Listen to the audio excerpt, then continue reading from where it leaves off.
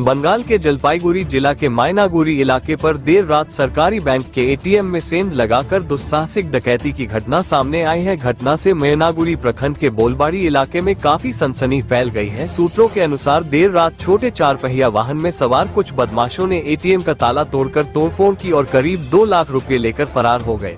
उसके बाद प्रत्यक्षदर्शियों ने घटना को देखा और मायनागुड़ी थाने को सूचना दी। सूत्रों के अनुसार बदमाश कार को गजल डोबा से सटे बैकुंठापुर जंगल लागो इलाके में छोड़कर फरार हो गए। बदमाशों की तलाश के लिए सुबह से ही बैकुंठापुर जंगल में तलाशी शुरू कर दी गई है। इसी घटना को लेकर प्रशासन की सोच है कि शायद बिहार राज्य की बदमाश द्वारा इसी घटना की अंजाम दिया गया है और सभी जगह नाका चेकिंग शुरू हो चुका है। साथ ही वन विभाग और ग्रामीण लोगों को भी मदद की सूचना दिया गया है। संवाददाता कमलेश रॉय कर्मकार।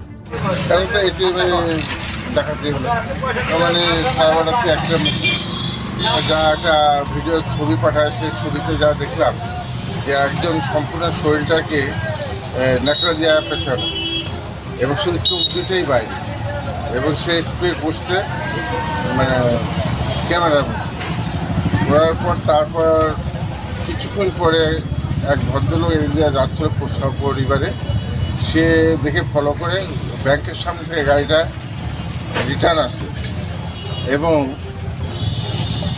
যে স্করপিও নিয়ে যে গাড়িটা ছিল এখানে তার পিছা করতে করতে তারা একদম মোহিতনগর অবধি যায় এবং তার মাঝে সে ভিডিও করে এবং থানায় জানিয়ে দেওয়া হয়। তারপর আমরা এখানে আসি। আমরা যখন এখানে আসি পৌঁছাই তখন 1টা বাজে। শাটার এইভাবে লাগানো ছিল। শাটারটা আমরা হয়তো খুলে নিই, পুলিশ আসছে, পুলিশের সামনে শাটার খুলে দেখা যায় যে ভিতরে 2টা মেশিন থেকে টাকা। আমার মনে হচ্ছে শনিবার হাটের দিন এখানে লেনদেন হয় ভালো, 40 থেকে 50 লাখ টাকা তো থাকার কথা। হ্যাঁ, মোটামুটি তো সবাই একটু চিন্তার মধ্যে এসে যে এরকম একটা জায়গার থেকে আসলো, ডাকাতি করে চলে গেল। তবে এর জন্য পুলিশ বহু দেরিতে আসছে।